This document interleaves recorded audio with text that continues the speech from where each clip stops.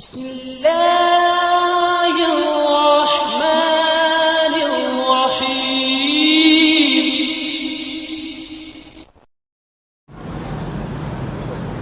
الحمد لله نحمده ونستعينه ونستغفره ونعوذ بالله من شرور أنفسنا ومن سيئات أعمالنا ومن يهده الله فلا مضل له ومن يضلله فلا هادي له وأشهد أن لا إله إلا الله وحده لا شريك له وأشهد أن محمدا عبده ورسوله أرسله بالحق بشيرا ونذيرا. أما بعد فإن خير الحديث كتاب الله وخير الهدي هدي محمد صلى الله عليه وسلم وشر الأمور محدثاتها وكل محدثة بدعة وكل بدعة ضلالة وكل ضلالة في النار. فأعوذ بالله من الشيطان الرجيم. بسم الله الرحمن الرحيم. يا أيها الناس اتقوا ربكم الذي خلقكم من نفس واحدة وخلق منها زوجها وبث منهما رجالا كثيرا ونساء واتقوا الله الذي تساءلون به والأرحام إن الله كان عليكم رقيبا. يا أيها الذين آمنوا اتقوا الله حق تقاته ولا تموتن إلا وأنتم مسلمون. يا أيها الذين آمنوا اتقوا الله وقولوا قولا سديدا يصلح لكم أعمالكم ويغفر لكم ذنوبكم ومن يطع الله ورسوله فقد فاز فوزا عظيما. قاف والقرآن المجيد. بل عجبوا أن جاءهم منذر منهم فقال الكافرون هذا شيء عجيب أإذا متنا وكنا ترابا ذلك رجع بعيد. وقال الله تعالى في القرآن المجيد هو الذي خلقكم ما في الأرض جميعا.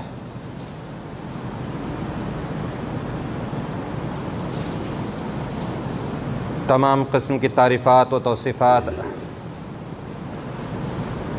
بڑائی، کبریائی، عظمت، جہ و جلال خالق کائنات مالک ارض و سما کے لیے لائق و زیبا ہے، جو ہم تمام کا پالنہار ہے. سبحان اللہ بحمدہ سبحان اللہ العظیم.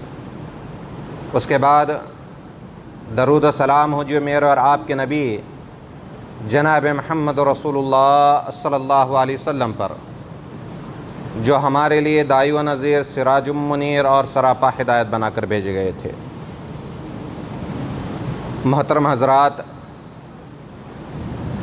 خطبہ جمعہ کا موضوع ہے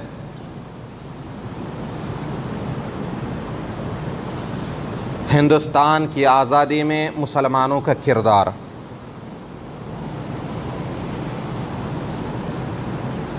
دن اور حالات کی مناسبت سے یہ موضوع رکھا گیا ہے.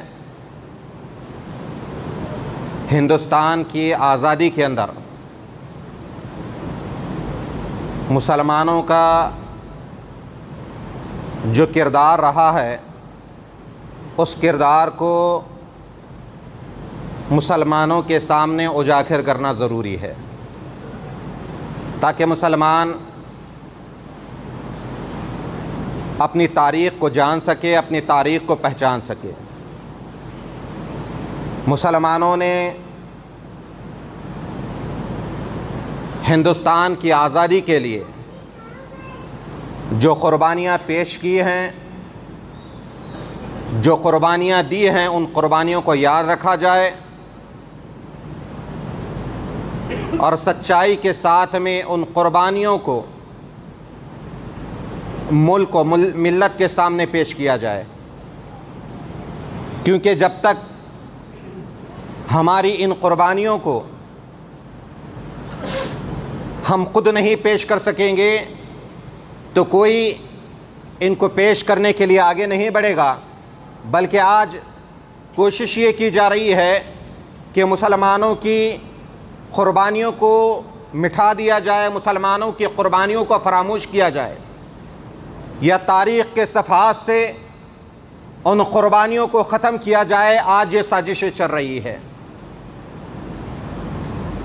ہندوستان کی تاریخ اگر اٹھا کر دیکھ لیں گے تو معلوم ہو جائے گا کہ اس ہندوستان کو آزاد کرنے کے لیے مسلمانوں نے بے شمار قربانیاں دی ہے، اپنی جانوں کا نذرانہ پیش کیا ہے۔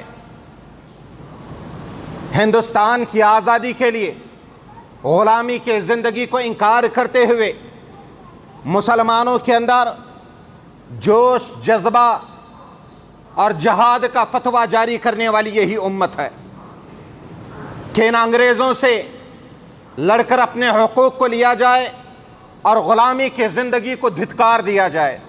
یہ صرف اس امت کا کام ہے۔ آج ان کی قربانیوں کو فراموش کرنے کی کوششیں کی جا رہی ہے۔ جب انگریز ہندوستان کے اندر آئے تو بنگال کے اندر انہوں نے سب سے پہلے اپنا قبضہ جمانے کی کوشش کی ہے۔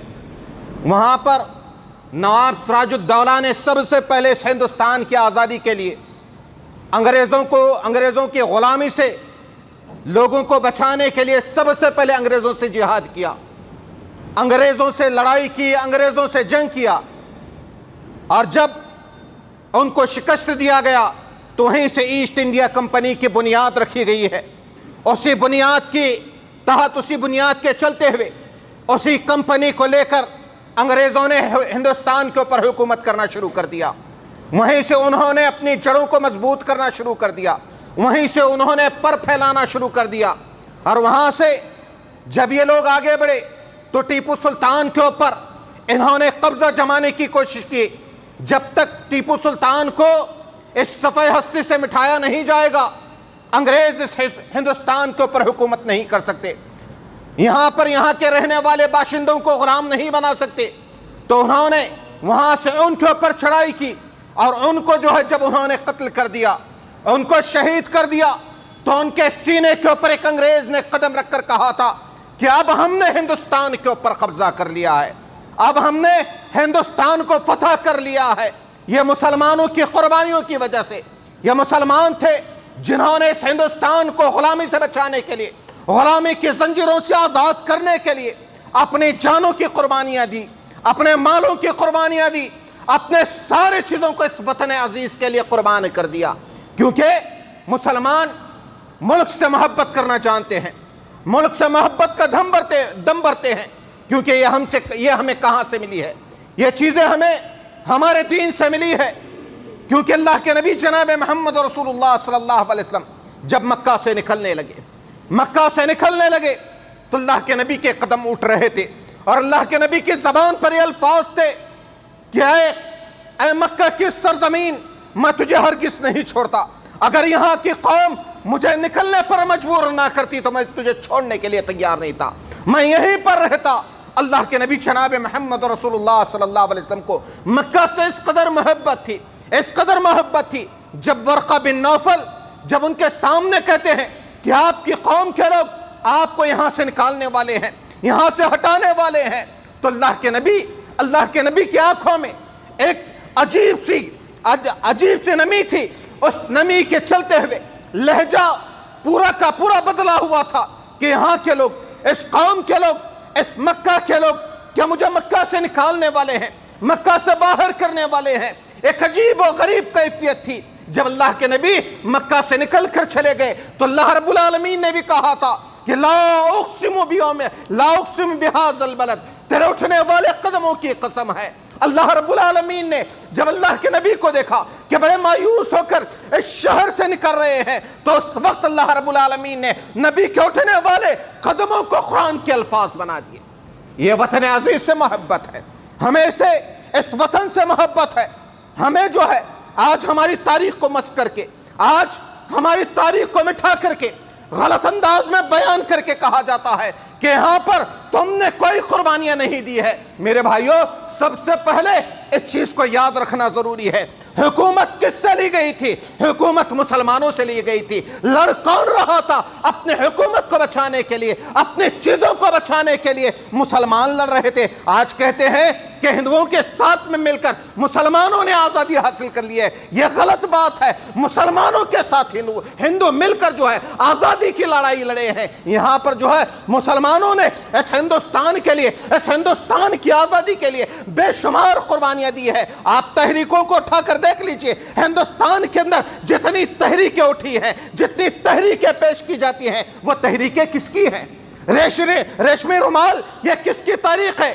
یہ انقلاب زندہ باد کا نعرہ کس نے لگایا ہے؟ ہاں، تحریک شہیدین کے نام سے یہ تحریک کس کی تھی؟ الہلال کے نام سے جو اخبار نکالا گیا تھا وہ کس کا اخبار تھا؟ البلاغ کے نام سے جو اخبار نکالا گیا تھا وہ اخبار کس کا تھا؟ کہ مسلمانوں نے اس کے اندر تحریک کی بات نہیں کی تھی؟ کہ مسلمانوں نے اس کے اندر آزادی کی بات نہیں کی تھی؟ کہ مسلمانوں نے جو انگریز مسلمانوں کے اوپر راج کر رہے تھے، مسلمانوں کو غلام بنا چکے تھے، مسلمانوں کے اوپر ظلم و زیادتی کر رہے تھے، مسلمانوں کے خون کو بہا رہے تھے، ان سے لڑنے کے لیے اگر کسی نے زبان اٹھائی ہے، کسی نے کوئی نعرہ بلند کیا ہے، کسی نے کوئی تحریک چلائی ہے، وہ صرف مسلمانوں کی تحریکیں ہیں۔ آج ہم سے کہا جاتا ہے کہ ہندوستان کے اندر تمہارا کردار کیا ہے؟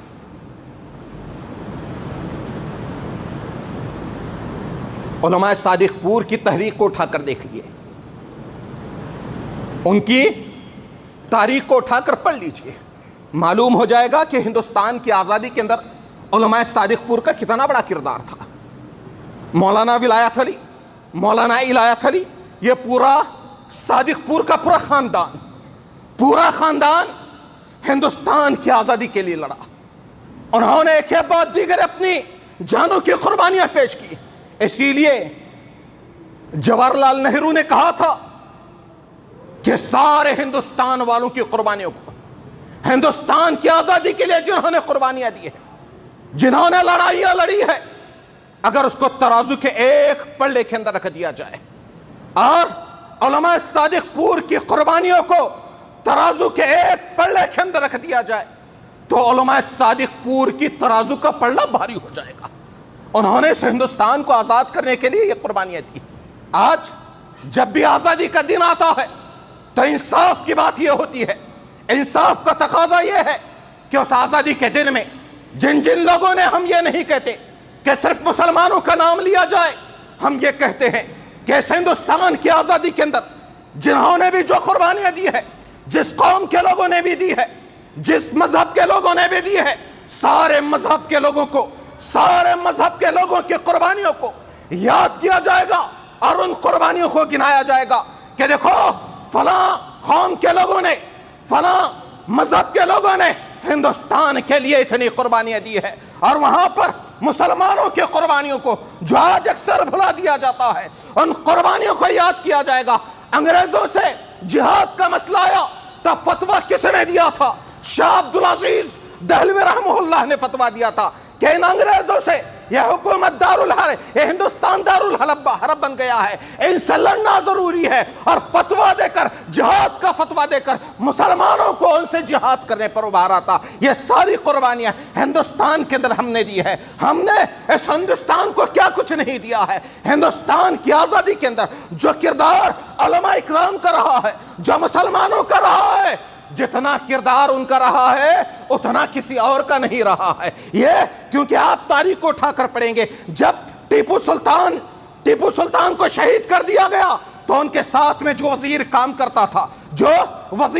کرتا تھا اس کا نام عنایت علی تھا، وہ مدراس کا رہنے والا تھا۔ وہاں پر اس نے گیا، وہاں پر اس نے تحریک شروع کی، وہاں سے جو انگریزوں سے لڑنے کے لیے تحریک شروع ہوئی ہے وہ احمد اللہ مدراسی کی تحریک ہے۔ ان کی تحریک کو اٹھا کر پڑھنا شروع کر دیجئے کہ انہوں نے اس ہندوستان کی آزادی کے لیے انگریزوں سے کس طرح لڑا ہے، انگریزوں سے کس طرح جنگ کی ہے، اور جب بھی ان کا نام لیا جاتا تھا یہ انگریز کہا کرتے تھے کہ احمد اللہ مدراسی کا نام ہمارے پاس نہ لیا جائے۔ اس قدر انہوں نے انگریزوں کی کامیابی کے اندر روڑا بن گئے تھے۔ یہ مسلمان ہی تو تھے۔ اور ساتھ میں یہ بھی کہا جائے کہ اہل حدیث یہ وہابی تحریکیں جو ہے آزادی ہند کے اندر تھی، وہ آزادی ہند کی تحریکوں کو بلایا جاتا ہے۔ یہ احمد اللہ مدراسی کون تھے؟ یہ اہل حدیث ہی تو تھے۔ مولانا عنایت علی یہ کون تھے؟ صادق پوری یہ اہل حدیث ہی تو تھے۔ اہل حدیثوں کی قربانیوں سے تاریخ بھری پڑی ہوئی ہے، اور اس بات کو بھی یاد رکھا جائے گا کہ پٹنہ سے لے کر صادق پور کا کوئی ایسا درخت نہیں تھا جس کے اندر علماء اہل حدیث کی گردن کو کاٹ کر درخت کے پندے پر نہ لٹکایا گیا ہو۔ یہ قربانیاں مسلمانوں نے اس ہندوستان کی آزادی کے لیے دی ہے، اس ہندوستان کو غلامی سے بچانے کے لیے، غلامی سے آزاد کرنے کے لیے۔ قوم کو جو ہے انہوں نے یہ دیکھا کہ اس قوم کے اوپر ظلم و ستم ہو رہا ہے، اس قوم کے اوپر ظلم کیا جا رہا ہے، یہ نہیں دیکھا کہ اس کے اندر مسلمان شامل ہے۔ انہوں نے ساری قوم کو دیکھا کہ اس کے اندر جو ہے قوموں کے اوپر ظلم و ستم ہو رہا ہے، قوموں کو ظلم و ستم کا نشانہ بنایا جا رہا ہے، انہیں غلام بنایا جا رہا ہے، ان کے اوپر ظلم و جبر کیا جا رہا ہے۔ تو یہ کسی عالم کو برداشت نہیں ہوا، انہوں نے ان کے خلاف لڑنے کی تحریکیں چلائی ہے، اور اسے ہندوستان کی آزادی کے لیے، اسے ہندوستان کی آزادی کے لیے تحریک شہیدین اٹھ کر کھڑی ہوئی۔ یہ تحریک شہیدین کس کی ہے؟ یہ تحریک شہیدین کون ہے؟ یہ تحریک شہیدین شاہ اسماعیل شہید اور شاہ احمد شہید کی تحریکیں ہیں۔ یہ ان کی تحریک ہے، اور یہ انگریزوں کو 3 کتابوں سے بڑا بغض تھا، بڑی نفرت تھی۔ وہ 3 کتابوں میں سے ایک کتاب تقویت الایمان تھی۔ یہ کس نے لکھی ہے؟ یہ شاہ اسماعیل شہید نے لکھی ہے۔ آپ اس کتاب کو پڑھتے چلے جائیں، آپ کو کیا ملے گا؟ کوئی جہاد کا حکم ملے گا؟ کوئی جہاد کا فتویٰ ملے گا؟ کیا ملے گا؟ آپ اس کتاب کو پڑھیں گے تو شروع سے لے کر آخر تک بڑی اس سے انگریز نفرت کیا کرتے تھے، اس پر روک لگانے کی کوششیں کرتے تھے کہ اس کتاب کو نہ پڑھا جائے۔ اس کتاب کے اندر تھا کیا؟ اس کتاب کے اندر اللہ کی توحید بیان کی گئی تھی، اللہ کی بزرگی کو بیان کیا گیا تھا، سارے قوم والوں سے کہا گیا تھا کہ ایک اللہ کو چھوڑ کر کسی اور کی تصدیق نہ کی جائے، کسی اور معبود کے سامنے اپنے ماتھے کو نہ ٹکایا جائے۔ یہی کتاب تھی جو شاہ اسماعیل شہید کی تھی۔ ساری کتاب کے اندر ان انگریزوں کو معلوم ہو گیا تھا کہ اگر مسلمان اگر یہ جان لیں گے کہ اللہ کے علاوہ کسی اور کی عبادت جائز نہیں ہے، جب توحید کو پہچان لیں گے، وہ لوگ جو ہے غلامی کو چھوڑ دیں گے، غلامی کو ٹھکرا دیں گے، غلامی کی زندگی گزارنے کے لیے تیار نہیں رہیں گے۔ ہم نے ان کو غلام بنایا ہوا ہے، ہم ان کے اوپر حکومتیں کر رہے ہیں، ہم ان کے اوپر ظلم و ستم کر رہے ہیں۔ ایسے وقت میں جب انہیں معلوم ہو جائے گا تو وہ ساری چیزوں کو چھوڑ دیں گے اور ہم سے لڑنے پر مجبور ہو جائیں گے۔ یہ تقویت الایمان، اسی لیے ان کو اس سے بڑی نفرت تھی۔ اور یہ تحریک شہیدین کا مسئلہ، یہ شاہ اسماعیل شہید، سید احمد شہید کی تحریکیں تھی جو آزادی کے لیے لڑی گئی ہے۔ اس کے اندر ہماری ماؤں نے کیا کچھ قربانیاں نہیں دی ہے، ہمارے بڑوں نے، ہمارے اسلاف نے کیا کیا قربانیاں نہیں دی گئی ہے۔ میرے بھائیوں، آزادی کا جو قافلہ ہے اس کے اندر جو ایک واقعہ بھی نقل کیا گیا ہے، وہ واقعہ کیا تھا؟ شاہ اسماعیل شہید کہتے ہیں کہ سید احمد شہید کے پاس ایک نوجوان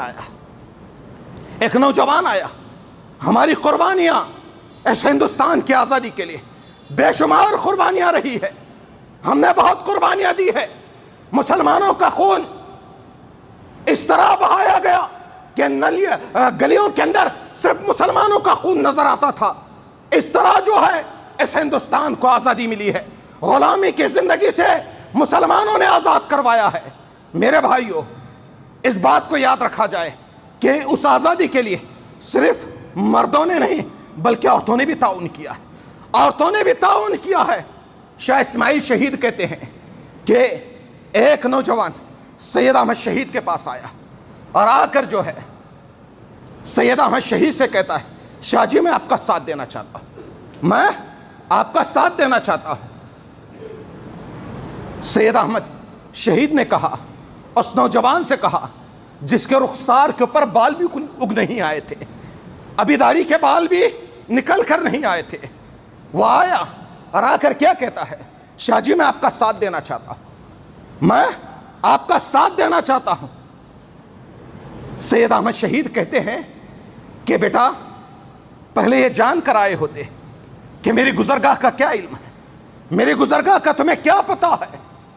بیٹا جنگ کے میدان کے اندر یہ پھول جیسے گال مرجھا جائیں گے۔ وہ بچہ رو پڑا، وہ بچہ رو پڑا، اور اس کے بعد جو ہے اس بچے کے گالوں کو تھپ تھپا کر کہتے ہیں بیٹا جنگ کے میدان میں یہ تمہارے پھول جیسے گال مرجھا جائیں گے۔ اور پھر ساتھ میں یہ بھی کہا کہ دن بھر جو ہے دشمنوں سے مقابلہ کرنا ہے، رات کو پیٹھ سیدھی کرنے کے لیے سونا نہیں ہے، بلکہ پچھلے پیر اٹھ کر رب کی بارگاہ میں گڑ گڑانا ہے۔ یہ باتیں سننا تھا۔ اس بچے کی آنکھوں سے زار و خطر آنسو جاری ہوئے۔ وہ بچہ رو پڑا، اور رو کر سید احمد شہید سے مخاطب ہو کر کہتا ہے، اس بچے سے سوال کیا جاتا ہے بتا تو صحیح تیرے آنکھوں سے آنسو کیوں آئے؟ وہ بچہ کیا کہتا ہے؟ شاہ جی یہ ساری باتیں جو آپ نے کہی ہے میری ماں نے مجھے بتائی ہے۔ کیا کہا اس نے؟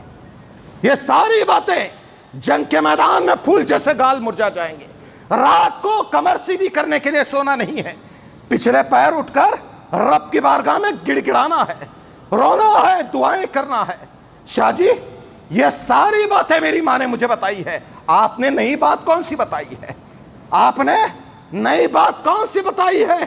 یہ ماں تعلیم دے کر بھیجا کرتی تھی کہ جاؤ اس ہندوستان کو آزاد کرنے کے لیے، غلامی سے بچانے کے لیے، غلامی کی زنجیروں کو کٹ کرنے کے لیے اپنے معصوم بچوں کو بھیجا کرتی تھی، جاؤ جا کر شاہ جی کا ساتھ دے دو اور ان انگریزوں کی غلامی سے مسلمانوں کو آزاد کرواؤ، سارے ہندوستانیوں کو آزاد کروا دو، جتنے لوگ ان کے غلام بن چکے ہیں ان سے آزاد کرواؤ۔ میرے بھائیوں آپ کو معلوم ہونا چاہیے، آپ کو معلوم ہونا چاہیے کہ الہلال جو پرچہ کلکتہ سے نکلتا تھا، جس کو مولانا ابوالکلام آزاد لکھا کرتے تھے، ایک پرچہ نہیں تھا، ایک اخبار نہیں تھا، بلکہ اس کے اندر لوگوں کے جذبات ہوا کرتے تھے، لوگوں کو ابھارا جاتا تھا، تحریکی باتیں لکھی جاتی تھی۔ جب اس الہلال پرچے کو انگریزوں نے دیکھا، کہا اس پرچے کو بند کر دیا جائے گا، اس پرچے کے پر بیان لگا دیا جائے گا۔ یہ کس لیے لگایا گیا ہے؟ اور ایسے ہی نہیں، مولانا ابوالکلام آزاد کو جب یہ پرچہ لکھا کرتے تھے، اس کے بعد الہلال انہوں نے پرچہ لکھا تو ان کو کیا کچھ نہیں کیا گیا، ان کو جیلوں کو بھیجا گیا۔ اور یہ ایک عالم کے ساتھ میں نہیں ہوا ہے، کئی علماء کے ساتھ میں ہوا ہے۔ جب علماء نے تحریک شروع کر دی، انگریزوں کے خلاف جہاد کا فتویٰ صادر کر دیا، تو اس کے بعد ان کو جو ہے کبھی کالا پانی بھیج دیا گیا، کبھی انڈومان بھیج دیا گیا، ان کو طرح طرح کے ظلم و ستم کا نشانہ بنایا گیا، اور یہ کہنے کے لیے کہ دیکھو یہ جو تحریک تم چلا رہے ہو، لوگوں کے جذبات کو ابھار رہے ہو، ان ساری چیزوں کو ختم کرنے کے لیے انہیں ہر طرح کی اذیتیں دی گئی ہے، ہر طرح کی تکالیف ان کو دیا، ہر طرح کی تکالیفیں ان کو دی گئی ہے۔ یہ کس لیے؟ اس ہندوستان کو غلامی سے آزاد کرنے کے لیے، ایسے ہندوستان کو غلامی سے آزاد کرنے کے لیے، انگریزوں کے شکنجے سے نکالنے کے لیے۔ ہمارے اسلاف نے بڑی قربانیاں پیش کی، عمر دراز مانگ کر لائے تھے 4 دن، 2 آرزوؤں میں کٹ گئے، 2 انتظار میں۔ جب شاہ ظفر مغلیہ خاندان کا آخری بادشاہ، شاہ ظفر کو جب جیل کے اندر قید خانے میں بند کر دیا گیا، قید خانے کے اندر لاک کر کے رکھ دیا گیا، ان کے پوتوں کا سر کاٹ کر ان کے سامنے پیش کر دیا گیا، تو اس وقت انہوں نے کہا تھا کہ عمر دراز مانگ کر لائے تھے 4 دن، 2 آرزوؤں میں کٹ گئے، 2 انتظار میں کٹ گئے۔ ان کے پوتوں کا سر کاٹ کر ان کے سامنے پیش کر دیا گیا۔ یہ کس کے لیے تھا؟ اسے ہندوستان کی آزادی کے لیے قربانیاں تھی، اسے ہندوستان کے لیے یہ قربانیاں مسلمانوں نے دی تھی۔ یہ ساری قربانیوں کو آج بالائے طاق رکھا جاتا ہے، ان کو تاریخ کے اوراق سے مٹھانے کی کوششیں کی جاتی ہے، اور مسلمانوں کو یہ کہا جاتا ہے کہ اس آزادی کے اندر مسلمانوں کا کوئی حصہ نہیں تھا۔ میرے بھائیوں، جتنی تاریخ کو آپ اٹھا کر دیکھ لیں گے، ہاں پٹنہ کی تاریخ کو آپ اٹھا کر دیکھ لیں گے، جو جتنے علماء کو شہید کیا گیا، تارا چند اپنی کتاب کے اندر لکھتا ہے کہ تقریباً 5 لاکھ علماء اکرام کو شہید کر دیا گیا، ایک نہیں دو نہیں، اس ہندوستان کی آزادی کے لیے ایک عالم کو نہیں، 2 عالم کو نہیں، 5 لاکھ علماء اکرام کو اسے ہندوستان کی آزادی کے لیے شہید کر دیا گیا ہے۔ مسلمانوں نے اس ہندوستان کے لیے اس قدر قربانیاں پیش کی ہے، آج ان کی قربانیوں کو مٹھانے کی کوششیں کی جاتی ہے۔ آج جس ہندوستان کو انہوں نے آزاد کیا تھا، اس ہندوستان کی سرزمین کو ان کے لیے تنگ کیا جا رہا ہے، ان کے اوپر ظلم و ستم کیے جا رہے ہیں، انہیں بدنام کرنے کی کوششیں کی جا رہی ہے۔ مسلمانوں کی یہ قربانیوں کو انہوں نے بھلا دیا ہے۔ آج مسلمانوں کو چاہیے اپنی قربانیوں کو پہچانے، جو ہمارے اسلاف نے قربانیاں دی ہے، جو ہمارے بڑوں نے قربانیاں دی ہے، ان قربانیوں کو پڑھنے کی کوشش کرے۔ اس آزادی کے اندر جو مسلمانوں نے قربانیاں دی ہے، ان قربانیوں کو لوگوں کے سامنے پیش کیا جائے۔ آج آزادی کے موقع پر 1947 کو جب ہمارا دیش آزاد ہوا تو ہم آزادی کے قصیدے بیان کرتے ہیں۔ آزادی کے ہمارے قصیدوں کے اندر یہ باتیں ضرور ہونی چاہیے کہ مسلمانوں نے اس ہندوستان کے لیے، اس ہندوستان کی آزادی کے لیے جو قربانیاں پیش کی ہے، ان قربانیوں کو بھلایا نہیں جا سکتا۔ تو میرے بھائیوں، ایسی کئی ساری قربانیاں مسلمانوں نے ہندوستان کی آزادی کے لیے پیش کی ہیں، ہندوستان کو واپس سے غلامی کی زندگی سے نکال کر آزادانہ زندگی عطا کرنے کے لیے۔ آپ 1700 سے لے کر جو ہے جب تک ہندوستان آزاد ہونے تک آپ دیکھیں گے کہ ہمارے کئی علماء اکرام کو، ہمارے کئی لوگوں کو کبھی جیلوں میں بھیجا گیا، کبھی کالا پانی بھیجا گیا، یہاں تک کہ خود مولانا ابوالکلام آزاد رحمہ اللہ کو 15 سال تک جیل کے اندر رکھا گیا، ایک نہیں دو نہیں، 15 سال تک۔ ان کی تحریریں، ان کی تقریریں جو ہوا کرتی تھی، ان کی تقریروں کے اوپر روک لگایا جاتا تھا، ان کی تحریروں کے اوپر روک لگایا جاتا تھا۔ یہ انہی کی تحریریں تھی، یہ انہی کے الہلال کی تحریریں تھی، جس سے متاثر ہو کر گاندھی جی بھی ان کے ساتھ نکل پڑے، ان کی تحریک کا ساتھ دینے والے بن گئے۔ یہ کس کی تحریکیں تھی؟ یہ کس کے اخبارات تھے؟ یہ مسلمانوں کے اخبارات تھے۔ جب انہوں نے دیکھا کہ اس کے اندر مسلمانوں کو ابھارا جا رہا ہے، قوم کو غلامی سے بچایا جا رہا ہے، تو تب جا کر جو ہے وہ لوگ ان کی تحریک کا حصہ بنتے چلے گئے۔ میرے بھائیوں، کئی علماء ہیں جنہوں نے اس ہندوستان کی آزادی کے اندر حصہ لیا ہے، تو ان کی قربانیوں کو اجاگر کرنا آج ہماری ذمہ داری ہے۔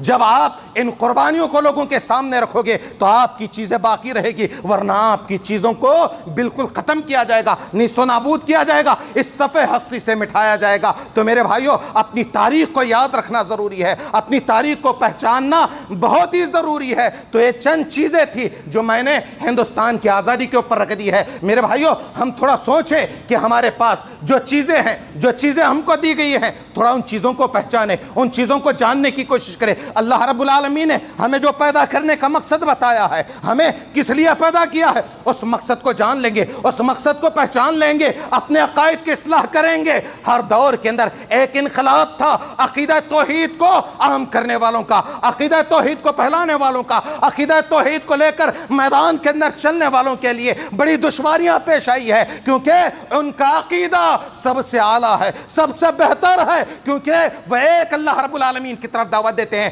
ایک اللہ کی طرف بلاتے ہیں۔ اس سے کئی قوموں کو جو ہے بڑی تکلیفیں ہوتی ہے، بڑی اذیتیں ہوتی ہے کہ ایک اللہ کی طرف بلاتے ہیں، ایک اللہ کے عبادت کی طرف بلاتے ہیں۔ میرے بھائیوں، یہ تحریکیں ہیں جو دنیا کے اندر انقلاب پیدا کیے ہیں، یہ عقیدہ توحید کی تحریک ہے۔ ادھر اللہ کے نبی جناب محمد رسول اللہ صلی اللہ علیہ وسلم جب مکہ کے اندر توحید کی دعوت کو عام کرتے ہیں، توحید کی دعوت کو پھیلاتے ہیں، تو سب سے پہلے معاملہ کہاں سے شروع ہوتا ہے؟ جو قوم اللہ کے نبی کو امین کہا کرتی تھی، صادق کہا کرتی تھی، وہ قوم اللہ کے نبی سے ناراض ہونا شروع کر دیتی ہے۔ اللہ کے نبی جب اس قوم کے سامنے کہتے ہیں، لوگو قولوا لا الہ الا اللہ، لوگو لا الہ الا اللہ کہو، تم کامیاب ہو جاؤ گے، وہ قوم جو امین کہتی تھی، صادق کہتی تھی، جن کی امانتوں کے بارے میں تعریفیں کیا کرتی تھی، جن کے اخلاق کے قصیدے پڑھا کرتی تھی، وہ قوم ان سے ناراض ہونا شروع کر دیتی ہے۔ یہ کس بنیاد پر؟ یہ عقیدہ توحید کی بنیاد پر۔ اگر آپ اپنے عقیدے کو نہیں جانیں گے، آپ अपने अकीदे को नहीं पहचानेंगे, रब ने आपको किस लिए पैदा किया है, किस लिए दुनिया के अंदर भेजा है, इन सारी चीजों को नहीं पहचानेंगे तो याद रखना कौम आपकी इज्जत भी नहीं करेगी, आपको पहचानेगी भी नहीं। और अल्लाह रब्बुल आलमीन के यहाँ जो अकीदा तौहीद को नहीं पहचानता है, जो अकीदा तौहीद को नहीं मानता है, उसका अंजाम क्या होगा? कल क़यामत के दिन उसके लिए सिवाय रुसवाई की कुछ नहीं होगा।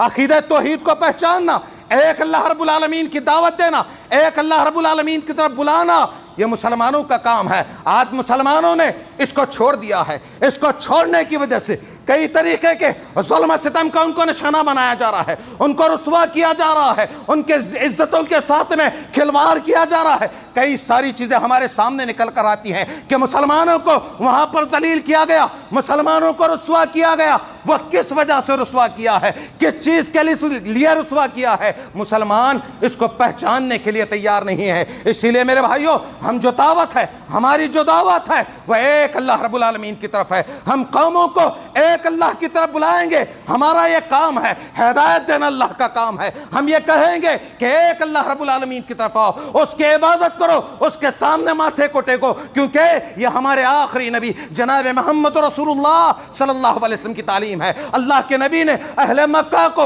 मुखातब करके फरमाया था कि ऐ कौम मक्का, तुम एक अल्लाह रब्बुल आलमीन की इबादत करने वाले बन जाओ, अल्लाह तुम्हें कामयाबी अता करेगा, अल्लाह तुम्हें इज्जत से नवाजेगा, अल्लाह तुम्हारे सरों को बुलंद करेगा। जब उस कौम ने उस कलमे का इनकार कर दिया तो जिल्लतें उनके ऊपर छा गई, उन्हें जिल्लतों ने घेर लिया। और उसके बाद जो है हालतें तारीख उठा कर देखे, आप लोगों को मालूम हो जाएगा। तो मेरे भाइयों, अल्लाह के नबी ने सबसे पहले कौमों को जब जहां जिस कौम की तरफ जाते, उस कौम के सामने इस मसले को लाकर रख देते कि देखो, उनको एक अल्लाह रब्बुल आलमीन की तरफ बुलाओ। आज हमारा मामला क्या है? आज हमारा मामला क्या है? आज हमारा तरीका क्या है? अकीदा तौहीद नहीं, नाराज हो जाएगा। अकीदा तौहीद की तरफ लोगों को दावत दो, फला नाराज हो जाएगा, रिश्तेदारियां खत्म हो जाएगी, ताल्लुकात खत्म हो जाएंगे, नाराज हो जाएगा। ये सारी बातें हमारे सामने निकल कर आती हैं।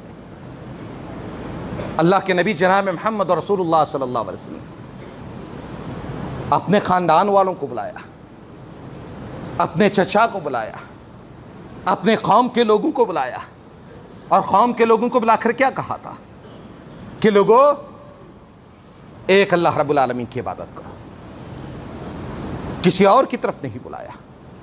अपने चचा अबू लहब को भी बुलाया, उसको भी बुलाकर कहा, चचा एक अल्लाह रब्बुल आलमीन की इबादत करो। चचा ने इनकार कर दिया, खानदान वालों ने इनकार कर दिया, यहां तक कि उस चचा की जबान से निकल गया, तब्बन लका या मोहम्मद, है मोहम्मद, तेरे दोनों हाथ का खालूद हो जाए, क्या तूने हमें इसीलिए यहां पर जमा किया है, यह कहने के लिए जमा किया है कि हम सारे माबूदों को छोड़ दे और सारे माबूदों को छोड़कर एक अल्लाह रब्बुल आलमीन की इबादत करने वाले बन जाए? क्या तूने हमें इसीलिए पर यहां पर जमा किया था? तो मेरे भाइयों, हर दौर के अंदर तौहीद से अहले कुफ्र को चिढ़ रही है, वह इंकार करते रहे हैं। आप हर दौर को उठाकर देख लेंगे तो आपको मालूम हो जाएगा कि अहले कुफ्र इस तौहीद का इंकार करते रहे हैं, उनसे चिढ़ होती रही है। तो मुसलमानों का काम, मुसलमानों की कामयाबी तौहीद के अंदर है, तौहीद के अंदर उनकी सरबुलंदी है। इस तौहीद को लेकर चलना है, इस तौहीद के आलम को बुलंद करना है, लोगों के सामने बयान करना है कि एक अल्लाह रब्बुल आलमीन के इबादत की तरफ लोगों को बुलाना है। जब एक अल्लाह रब्बुल आलमीन के इबादत की तरफ आएंगे तो तुम्हारी सारी कुर्बानियों को वो पहचानने वाले बनेंगे, तुमसे मोहब्बत करने वाले बनेंगे। तुम्हारे अंदर से, तुम्हारे लिए जो उनके अंदर नफरतें हैं, वह सारी नफरतें कब खत्म होगी? जब तौहीद की दावत उन तक पहुंचेगी, एक अल्लाह रब्बुल आलमीन का पैगाम उन तक पहुंच जाएगा। आज जरूरत इस बात की है कि कौमों के सामने तौहीद की बात को आम किया जाए, तौहीद की बात को रखा जाए, तौहीद को, उनको तौहीद की बातें उनको सुनाई जाए। आज जरूरत इस बात की है कि अल्लाह के नबी के दौर को याद किया जाए, उनके दौर को रखा जाए, इब्तिदाई दौर को रखा जाए, उनके ऊपर कैसे जुल्म सितम हुए, कैसी तकलीफें इस तौहीद के खातिर उनको दी गई है। इन सारी बातों को रखकर उनके सामने तौहीद की बात को पेश करना आज हमारे लिए जरूरी है। तो मेरे भाइयों, आजादी के साथ में जो आखिरी पैगाम तहरीक शहीदैन के जरिए से हमें मिलता ہے وہ یہ پیغام ملتا ہے کہ شاہ اسماعیل شہید کی کتاب جو تقویت الایمان تھی، انگریزوں کو اس سے بڑی نفرت تھی، اس کی وجہ سے جو ہے وہ بڑا خطرہ محسوس کرتے تھے۔ یہ اس لیے کہ اس کے اندر شروع سے لے کر آخر تک اس کتاب کو اٹھائیں گے آپ، اس کتاب کے اندر ایک ہی بات ملے گی، وہ ساری کتاب کے اندر ایک ہی دعوت دی گئی تھی کہ ایک اللہ رب العالمین کی عبادت کی جائے۔ کوئی جہاد کا فتویٰ نہیں تھا، کوئی جنگ کا فتویٰ نہیں تھا، کوئی لڑائی کا فتویٰ نہیں تھا، کچھ نہیں تھا، صرف ایک اللہ رب العالمین کی طرف۔ اب ان کو معلوم ہو گیا کہ اگر یہ ایک اللہ والے بن جائیں گے تو پھر جو ہے یہ متحد بھی ہو جائیں گے، ان کے اندر قوتیں بھی آ جائے گی، یہ غلامی کو برداشت بھی نہیں کریں گے، کیونکہ اسلام نے غلامی کو برداشت نہیں کیا ہے۔ کہا غلاموں کے تعلق سے حکم دیا ہے ان کو آزاد کرایا جائے، اور اللہ کے نبی کے دور میں بہت سارے غلاموں کو مسلمان آزاد بھی کرتے تھے۔ یہ ہماری تعلیمات کا حصہ رہا ہے کہ آزاد زندگی، کیونکہ جب بچہ پیدا ہوتا ہے تو آزادانہ طور پر پیدا ہوتا ہے، اور اس کو زندگی بھی ویسی ہی ملنا چاہیے کہ وہ آزاد رہے، کسی کے غلامی کے اندر نہیں رہے، اس کے پیروں کے اندر غلامی کی زنجیریں نہ رہے، وہ آزاد رہے۔ تو یہاں پر جو انگریز آئے تھے انہوں نے یہی کام کیا تھا کہ غلام بنانے کا، خریدنے کا۔ ان لوگوں نے کیا کیا تھا؟ صرف ایک ہی چیز انہوں نے لے کر رکھی ہوئی تھی کہ دیکھو جو بکتا ہے اس کو خریدا جائے گا، اس کو مخبر بنایا جائے گا، یا تکلیفوں کے ذریعے سے اس کو ہمارے گرویدہ بنایا جائے گا۔ یہاں تک کہ جس آدمی کا نام ہندوستان کی آزادی کے اندر لیا جاتا ہے اس آدمی کے تعلق سے بھی کیا کہا جاتا ہے؟ اس نے تو جیل کے اندر کئی خط لکھ دیے، کئی 3 خط لکھے تھے۔ اس نے کہا تھا کہ میں آپ کے خلاف بغاوت نہیں کروں گا، جو آپ کے خلاف ہے میں آپ کا ساتھ دوں گا، ہندوستان کی آزادی کا میں قائل نہیں ہوں۔ جب اس نے یہ اعتراف کیا اور ساتھ میں اس اعتراف کے ساتھ میں یہ بھی اعتراف کیا کہ میں آپ کا مخبر بن کر رہوں گا، اس نے کیا کہا کہ جو چیزیں چلتی ہے اس کی خبر میں آپ کو دیتا رہوں گا، لیکن مجھے جو ہے اس کالا پانی سے آزادی چاہیے۔ اس نے ایک نہیں 3 خط لکھے، اور آزادی کو اس نے وہاں سے آزاد ہونے کے لیے ان سے مطالبہ کیا، اور ان کے سامنے جو ہے ان شرطوں کو رکھ کر وہ غلام بن گیا۔ اور آج اس کے بارے میں کہتے ہیں کہ اس کا آزادی کے اندر کوئی حصہ تھا، اس کا آزادی کے اندر حصہ تھا، اس کا آزادی کے اندر حصہ نہیں تھا، بلکہ وہ انگریزوں کے ساتھ میں تھا، وہ انگریزوں کے ساتھ میں ملا ہوا تھا، وہ فرنگی حکومت کے ساتھ میں ملا ہوا تھا، وہ کسی بھی طریقے سے وہ ہندوستان کی آزادی کے اندر کبھی شامل ہی نہیں رہا ہے۔ آج اس کو جو ہے ہندوستان کے اندر پیش کیا جاتا ہے کہ یہ بھی ہندوستان کی آزادی کی تحریک کے اندر شامل تھا۔ میرے بھائیوں، کیونکہ آج ہمیں ہماری تاریخ نہیں معلوم ہے، اسی لیے ہمارے سامنے تاریخ کو مسخ کر کے پیش کیا جا رہا ہے، تاریخ کو بگاڑ کر کے پیش کیا جا رہا ہے۔ ہماری تاریخ ہمیں معلوم نہ ہونے کی وجہ سے ہم ان چیزوں کو قبول کرنے کے لیے تیار ہیں۔ اگر ہم اپنی تاریخ کو پہچان لیتے، جان لیتے، کبھی ان کی باتوں کو ہم قبول کرنے والے نہیں بنتے۔ تو میرے بھائیوں، یہ ہندوستان کی چیزیں ہیں، میں نے ہندوستان کی تاریخ ہے کچھ آپ لوگوں کے سامنے رکھی ہے کہ اس تاریخ کو ہر آدمی جو ہے غور و غوث کے ساتھ میں سوچے کہ مسلمانوں نے اس کے اندر کیا کچھ قربانیاں نہیں دی ہے، مسلم علماء کرام نے اس ہندوستان کی آزادی کے لیے اپنی جانوں کو کس طریقے سے پیش کیا ہے، یہ ہندوستان کی تاریخ کے اندر بھرا پڑا ہوا ہے۔ ہم کو ہماری تاریخ پیش کرنی ضروری ہے تاکہ لوگوں کو اس تاریخ کا علم ہو جائے۔ تو یہ آج اس مہینے کی مناسبت سے 15 اگست کی مناسبت سے یہ چند باتیں جو ہے آپ لوگوں کے سامنے رکھ دی گئی ہے۔ تو ایک اور بات جو ہے میں آپ لوگوں کے سامنے اس موضوع سے ہٹ کر یہ بات رہے گی، کیونکہ لن ينال اللہ لن تنالوا البر حتى تنفقوا مما تحبون، اللہ رب العالمین کا فرمان ہے کہ تم اللہ رب العالمین کے محبوب بندے اس وقت تک نہیں بن سکتے جب تک کہ تم اپنے عزیز مال کو اللہ رب العالمین کی راہ میں قربان نہیں کرو گے۔ اپنے عزیز مالوں کو، جن مالوں سے محبت ہے، تو اللہ رب العالمین نے ان مالوں کا مطالبہ کیا ہے۔ شہر گلبرگہ کے اندر مدرسہ عثمان بن عفان جو تقریباً 3 سال سے مدرسہ چل رہا ہے، کئی حفاظ یہاں سے نکلے بھی ہیں الحمدللہ، اور وہاں پر جو ہے یہ ادارہ جو ہے قیام و تام کے ساتھ میں بھی چل رہا ہے، اور جو شہر کے بچے ہیں وہ بھی آگے وہاں پر مسجد ابو ہریرہ کے اندر پڑھ رہے ہیں۔ تو تقریباً جو ہے 138 بچے جو ہے اس ادارے کے اندر زیر تعلیم ہیں۔ تو ادارہ جو ہے بڑھتے بچوں کی تعداد کو دیکھا، اور اس کے بعد جو ہے اس ادارے کے لیے ایک زمین خریدی گئی ہے، ایک زمین اس ادارے کے لیے 1 کروڑ 32 لاکھ روپے میں خریدی گئی ہے۔ تو میرے بھائیوں، اس کے لیے یہ مدرسے دراصل ہمارے قلعے ہیں، یہ ہمارے ایمان کی حفاظت کرنے والے، یہ ہمارے دین کی حفاظت کرنے والے، یہ ہمیں اندھیروں سے نکال کر اجالوں میں لانے والے، یہ مدارج جو ہوتے ہیں جہاں سے نکلنے والے بچے حافظ قرآن بن کر نکلیں گے، عالم بنیں گے، قوم کے اندر آئیں گے، قوم کے اصلاح کا کام کریں گے، قوم کے اندر کے بگاڑ کو ختم کریں گے، قوم کے اندر کے فتنوں کو ختم کریں گے، قوم کے اندر کے فساد کو ختم کریں گے۔ یہ کون ختم کرے گا؟ انہی مدارس سے آنے والے علماء ہیں، انہی مدارس سے آنے والے بچے ہیں جو قوم کے اندر قوم کی برائیوں کو دیکھتے ہیں، ان کے عقائد کے اندر بگاڑ کو دیکھتے ہیں، تو ان کے اصلاح انہی علماء کے ذمہ ہوتا ہے۔ تو انہی علماء کے لیے یہ مدرسہ بنایا جا رہا ہے، یہ مدرسے کی زمین خریدی گئی ہے، 1,32,00,000 کی۔ ان کے حفاظت کرنا اس امت کی ذمہ داری ہے، ان کو پروان چڑھانا، ان کو آگے بڑھانا اس امت کی ذمہ داری ہے۔ میرے بھائیوں، ایک بچے کے رہنے کی جو جگہ بن رہی ہے، جس کی قیمت بن رہی ہے 5,100 روپیہ بن رہی ہے، یہ ہمارے لیے بڑی بات نہیں ہے۔ یہ جو 1,32,00,000 میں جو زمین خریدی گئی ہے، اس میں سے 77 لاکھ روپے ادا کیے جا چکے ہیں، 55 لاکھ مزید ادا کرنے باقی ہیں۔ اس کے لیے بڑا قلیل وقت دیا گیا ہے، بڑا کم وقت دیا گیا ہے، 45 دن کا موقع دیا گیا ہے کہ ان 45 دنوں کے اندر یہ اتنی بڑی رقم ادا کرنی ہے۔ آپ اہل ثروت کی مدد سے، آپ اہل خیر حضرات کی مدد سے یہ تعاون مکمل ہو سکتا ہے، یہ خواب پورا ہو سکتا ہے۔ تو میرے بھائیوں، آپ آئیے، آگے بڑھیے۔ اس ادارے کے لیے 5,100 روپیہ یہ آپ کے لیے بڑی بات نہیں ہے، آپ خرچ کر سکتے ہیں، اور یہ خرچ کرنے کی وجہ سے اللہ آپ کے مالوں کے اندر کمی نہیں کرے گا، اللہ آپ کی دولت کے اندر کمی نہیں کرے گا، بلکہ اللہ آپ کے مالوں کے اندر بڑھوتری فرمائے گا، آپ کے مالوں کے اندر اضافہ کرے گا، آپ کی دولت کے اندر اضافہ کرے گا، کیونکہ وہ جگہ جو آپ نے اللہ کے لیے خرید کر وقف کر دی ہے،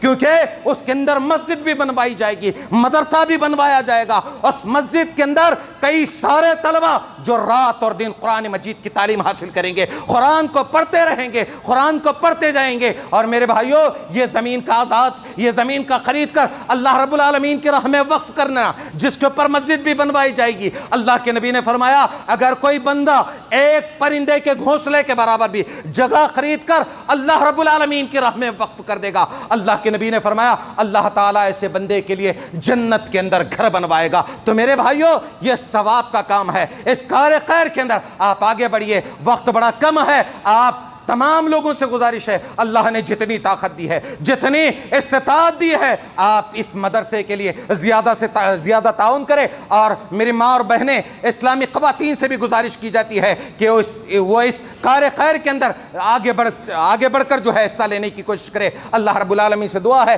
کہ اللہ تعالیٰ جو ہے مجھے اور آپ کو عمل کی توفیق عطا فرمائے، اللہ ہماری گناہوں کی مغفرت فرمائے، اللہ ہماری نیکیوں کو قبول فرمائے، اللہ ہمیں جہنم کے عذاب سے بچا لے، اللہ ہمیں جنت کے اعمال کرنے کی توفیق عطا فرما، اے اللہ ہمیں جنت میں جنت الفردوس عطا فرما، اے اللہ ہمیں جب تک اس دنیا میں رکھ، ایمان پر رکھ، اسلام پر رکھ، اے اللہ جب ہمارا خاتمہ فرما تو خاتمہ بالخیر فرما۔ آمین ثم آمین۔ سبحان ربک رب العزت عما یصفون والسلام علی المرسلین والحمد للہ رب العالمین۔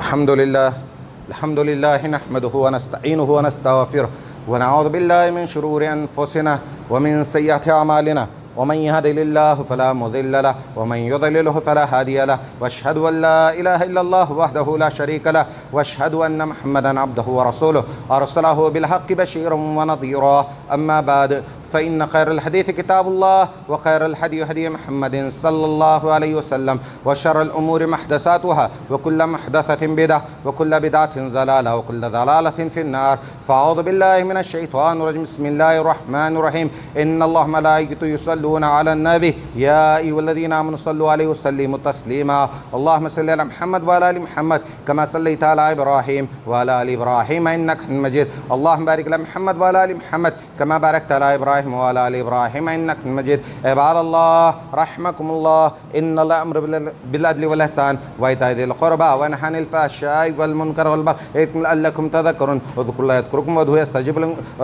وادعوه يستجب لكم، وذكر الله تعالى ولا تنهوا أكبر۔